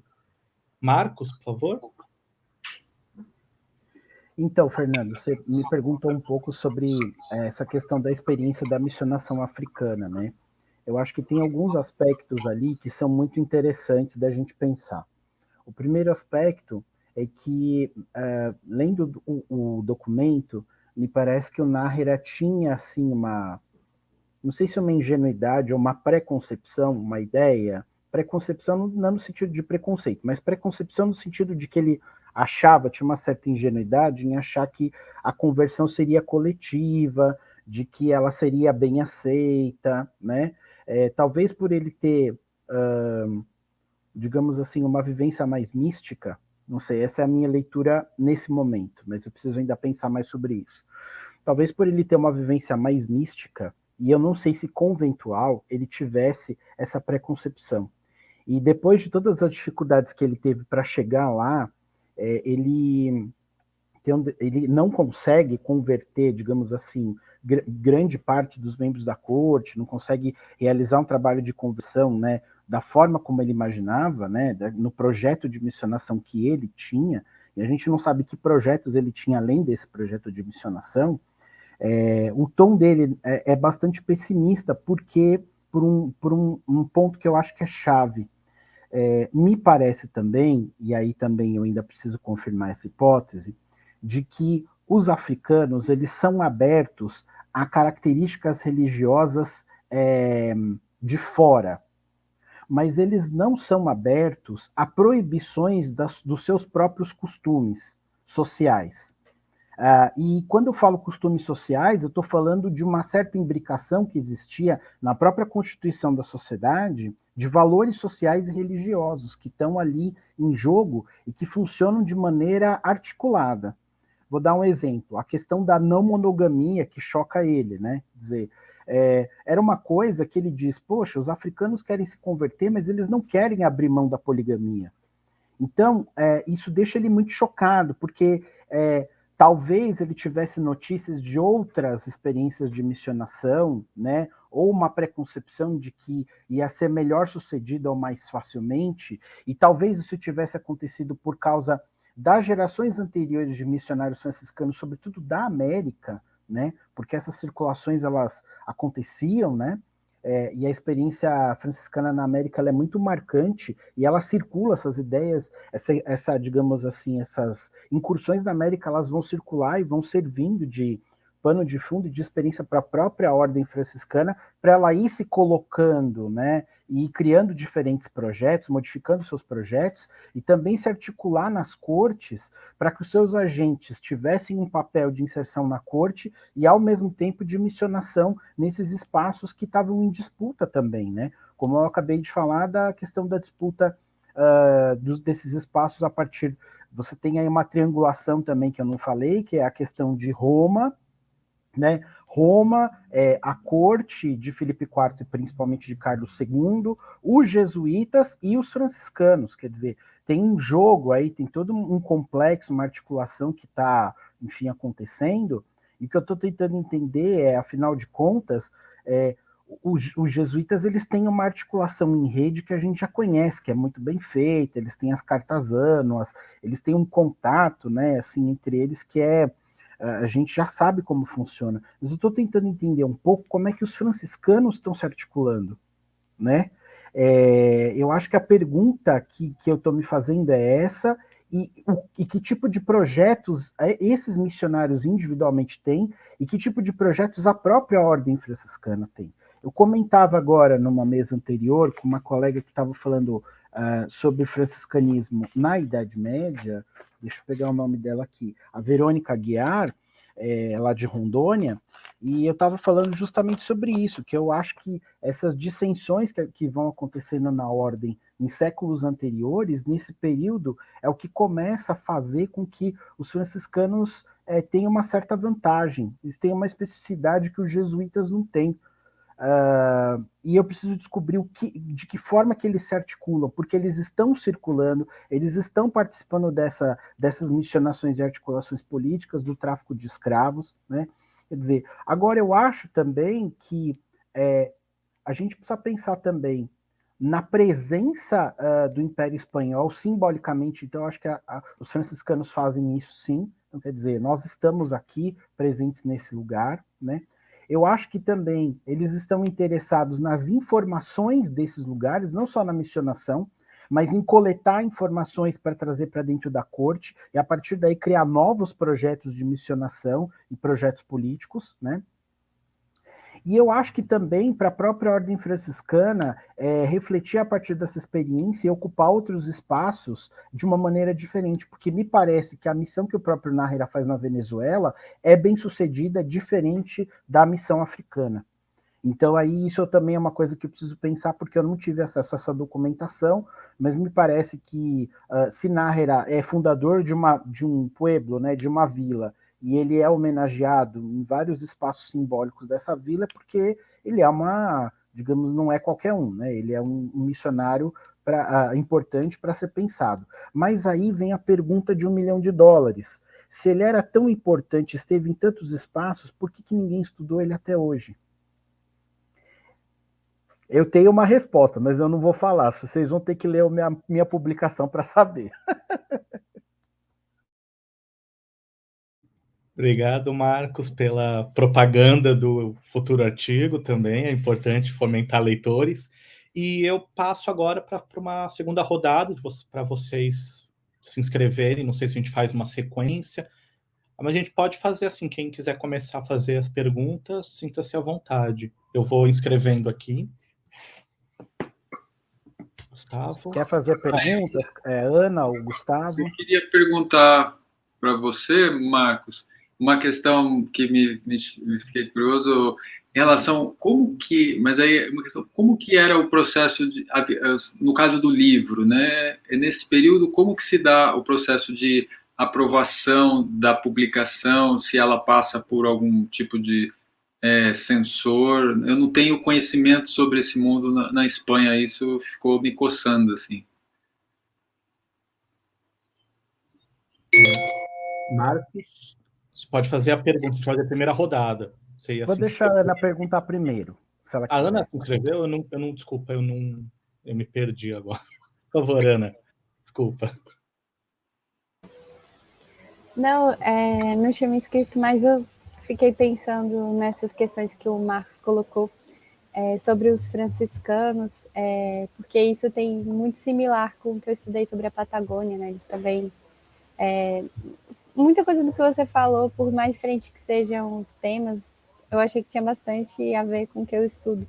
Em questões diferentes, mas que faz sentido, né? Elas se aproximam. Eu queria que você falasse um pouquinho mais sobre isso, essa questão dos franciscanos estarem no meio de uma situação de fronteira, né? Que, na verdade, quando você fala em espaços de disputa, o que você entende sobre isso? O que você pesquisou sobre isso? Eu comecei a pesquisar sobre os franciscanos na Patagônia, mas não fui a fundo no doutorado, mas é um tema interessante. Marcos. Obrigado, gente. Eu vou começar pela pergunta do Gustavo. Olha, Gustavo, tem uma coisa que realmente foi muito triste. O Fernando Bouza, ele descobriu na seção Conselhos do Arquivo Histórico Nacional uma espécie de borrador dos censores dos livros, né?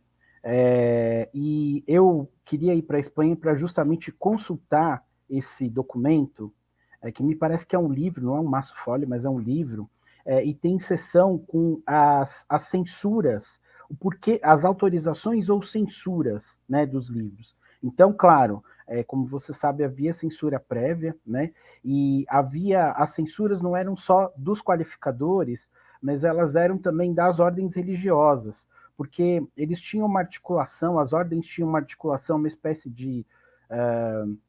era necessário, mas também uma espécie de acordo de cavalheiros entre as ordens, para que as ordens chancelassem a publicação do livro religioso, né? O próprio livro do Nájera, ele é autorizado pelas autoridades eclesiásticas locais, né, pela Inquisição, e, se não me engano, pela ordem jesuítica também. Então, e tudo isso está, depois do frontispício, existem todas essas autorizações, né, dizendo, então, imprimatur, tal, coisas do gênero, que autoriza a publicação do livro. A minha pesquisa, inclusive, minha incursão nos arquivos espanhóis, era justamente para tentar descobrir alguma pista a respeito do manuscrito do livro. Porque aí eu queria entender se existiu, da etapa do manuscrito para a etapa do impresso, se existiu alguma mudança do Nájera, se ele tirou, ou se o censor tirou alguma coisa. Porque tem coisas ali que ele fala que são, não polêmicas, mas assim, ele fala das experiências de possessão demoníaca que ele testemunhou, né, na Espanha. Ele fala, quando ele fala dos africanos, é engraçado que ele não fala de demônios, ele fala de idolatrias, né, que é uma linguagem, um conceito, né, um vocábulo que se utilizava muito, sobretudo na América, para os missionários americanos, né. Mas ele fala sobre muitas coisas que, assim, que eu não sei se as ordens estavam tão interessadas em que as pessoas conhecessem também, e coisas que permaneceram no impresso. Isso é muito curioso, muito interessante. E me parece que até outras coisas ficaram no manuscrito. Então eu queria descobrir se esse manuscrito existe, né? Porque a gente só tem 3 edições desse livro. Uma está na Biblioteca Nacional da Espanha, outra está no Mosteiro de Montserrat, né, na Catalunha, e agora, recentemente, eu descobri uma na Universidade Complutense, que está digitalizada, né? Então, eu descobri 3 exemplares, e hoje de manhã a Verônica também me deu algumas dicas de algumas outras instituições que podem ter cópias também. Mas aí eu também não teria como acessar, porque uma está em Roma e outra está em Paris, né? Impossível de ir nesse momento. Se não tiver digitalizado, não vou ter como ter acesso.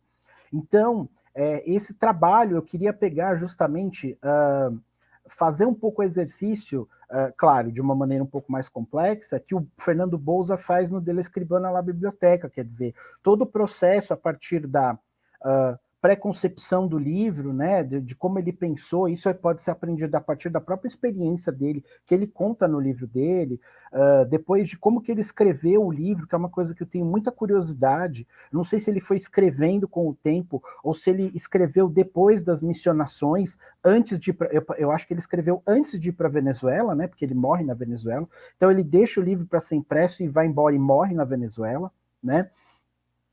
Outra coisa que me interessa é por que o interesse em publicar esse livro, da corte, não dele, claro, dele, sobretudo porque tinha uma questão espiritual envolvida, né, ideia de missão, salvação da alma, o propósito franciscano, etc.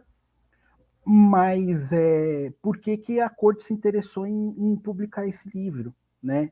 E as representações que acontecem, as representações dos africanos presentes no livro, são representações degradantes, que nos fazem pensar muito sobre o elemento africano, não como um elemento, digamos, entre aspas, inferior dentro dessa sociedade, mas de um elemento cindido mesmo, apartado, excluído, né? E quando ele vem, ele é mencionado, esses homens africanos, mesmo da corte, eles são mencionados de uma maneira degradante, né?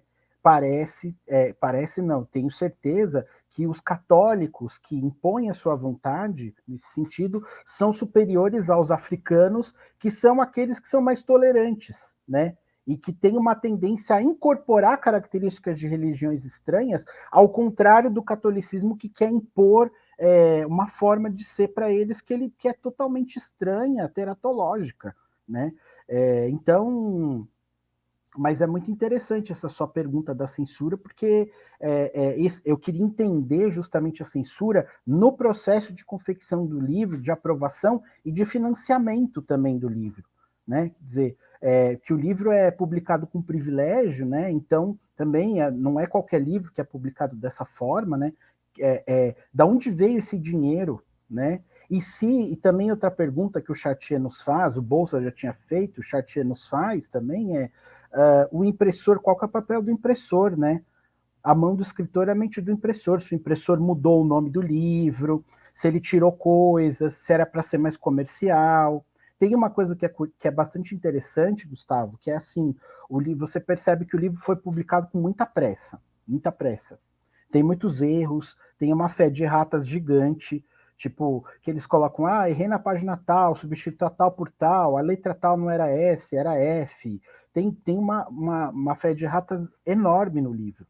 Então, é algo que foi assim também publicado rápido, a toque. Por que foi publicado tão rápido? Por que era necessário publicar tão rápido assim? Né? Então, são perguntas que eu ainda não consegui responder, também porque não fui até o arquivo. Né? E respondendo um pouco à pergunta da Ana Carolina, da questão da fronteira, essa é uma questão até interessante, porque, enfim, meu querido amigo Fernando aqui, meu companheiro de pós-doutorado, nós convivemos juntos e ele fala o tempo inteiro disso, né? Então, é uma questão muito interessante que ele sempre me coloca e que sempre me faz pensar também, né? Sabe, Ana, eu acho que a ordem franciscana, a hipótese que eu tenho é que a ordem franciscana foi se colocando na corte espanhola, estou falando aí do ponto de vista da Espanha, a ordem franciscana foi se colocando na corte espanhola de uma forma em que eles pudessem, por um lado, atender às exigências e os desejos da corte do ponto de vista da missionação institucional, e, por outro lado, que eles se colocassem em locais-chave, locais simbólicos importantes para a ordem e para a própria corte. E eu acho que isso começa a acontecer no século XVII, e depois, quando você tem a questão dos jesuítas, lá começa a ter as polêmicas com os jesuítas e tal, eu acho que eles já estão colocados nesses lugares simbolicamente importantes. Alguns deles são lugares de fronteira. Essa é a percepção que eu tenho, eu não sei se ela é correta, até o Fernando, não sei se o Fernando pode confirmar, porque o Fernando também estuda a questão de fronteira mais do que eu, mas eu acho que em determinado momento ali, já avançado do 17 para o 18, eles estão colocados em lugares chaves. Eles vão se colocando, eles vão penetrando, eles vão entrando e se colocam em lugares simbólicos muito importantes. E eu acho que Nájera, nesse período, ele está dentro justamente desse movimento. Né, não sei se de um projeto, aí também é outra pergunta, de um projeto da ordem franciscana ou de um reposicionamento que os franciscanos têm, percebendo os movimentos que estão acontecendo das ordens religiosas, sobretudo da posição dos jesuítas. Porque os franciscanos, eles vão, querendo ou não, eles respondem ao rei de Espanha, os jesuítas respondem ao Papa. Então, só por isso já tem aí um monte de coisa para pensar, né? Já tem um conflito aí, ou digamos assim, um desencontro de interesses, no mínimo, né? Mas eu acho que é isso, a relação é essa, né? Eles vão se colocando nesses lugares de fronteira.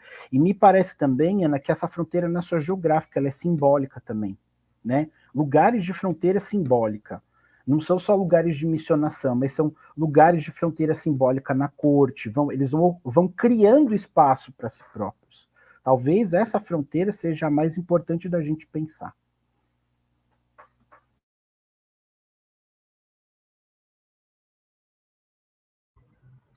A gente tem mais alguma pergunta?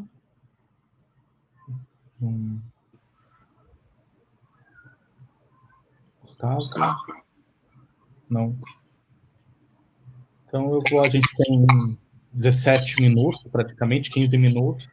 Eu vou fazer só uma pergunta bem pontual para a Ana, que quando você estava respondendo, eu estava pensando num aspecto que eu acabei deixando passar e que era uma coisa que me interessou. A gente sabe que tem muito estudo sobre o Roca na historiografia argentina, é um historiador extremamente... um autor muito trabalhado pela historiografia. Eu gostaria que você falasse um pouco mais quais são os trabalhos sobre o Miguel de Malarín, se existem trabalhos ou se não, você puder falar um pouco também dessa situação historiográfica, por favor. Então, é uma pergunta interessante, por que não? Tem um livro recente de um autor argentino que chama Henrique Masses, e ele fala sobre o destino dos índios pós-campanha do deserto, que foi feito com eles basicamente isso, e ele tem umas 4 páginas que cita de um livro assim pequenininho, que cita o Malarín, fala que existiu essa opção da distribuição, mas é muito breve. E na nota de rodapé ele fala que tem uma biografia do Malarim, feito por uma historiadora militar, e esse livro eu nunca tive acesso. Então, só isso, foi tudo que eu achei. Assim. Pode ser que tenha mais alguma coisa, mas eu não encontrei, já conheço bastante a bibliografia sobre Campanha do Deserto, sobre isso, e é tudo que eu encontrei. Então, realmente é um autor é um personagem bem pouco explorado, né? Talvez por isso que a gente comentou, ele está numa questão marginal, né, no contexto argentino. Mas é um dos pontos que a gente está querendo explorar também. Por que ele foi tão marginalizado? Por que não tanto a questão que ele coloca não vingou muito, e também não foi um autor muito estudado, apesar das cartas serem fontes muito interessantes. Realmente muito interessante. Essas ausências historiográficas também acabam respondendo, de alguma forma, alguns questionamentos. A Priscila não tem nenhuma pergunta, ela agradece a apresentação de todas e todos. Eu faço mais uma rodada de perguntas, se alguém tem mais alguma pergunta. Se tem perguntas do público, acredito que ainda não. Pode fazer, Fernando. Não, eu não tenho mais nenhuma pergunta, eu já estou mais do que satisfeito. Tá bom, tá certo. Estou abrindo para vocês, se vocês quiserem fazer mais algum comentário. A gente tem que seguir o tempo, mas a gente tem por volta de uns 13, 14 minutos para fazer alguns comentários. Se alguém quiser fazer algum comentário, sintam-se à vontade. Eu acho que também as pessoas ficam um pouco cansadas da sequência do evento. Então, de qualquer maneira, agradeço as apresentações que foram de extrema qualidade. Acho que elas reforçam a proposta que foi colocada pela organização e também pela uma certa provocação da professora Tânia de Luca em relação à busca de contatos, interlocuções entre as pesquisas, tirar um pouco esse isolamento dos pesquisadores, que é tão comum nessa categoria tão exótica quanto o pós-doutorado, que ninguém sabe exatamente o que é, não existe definição, a gente fica completamente perdido. Eu falo isso da minha percepção, mas não só, os demais colegas também. Eu acho que esse evento tem uma qualidade muito importante, eu espero que tenha novas edições. Parabenizo a organização, a figura aqui representando a comissão, a figura do Marcos Veiga, e eu convido a todas e todos que estão nos acompanhando, e quem está aqui também, nos acompanhando pelo StreamYard e pelo YouTube, para amanhã às 10 horas acompanhar as mesas 16 e 17, e às 12 horas a mesa de encerramento, também será transmitida pelo YouTube. Agradeço. Muito obrigado. Obrigado.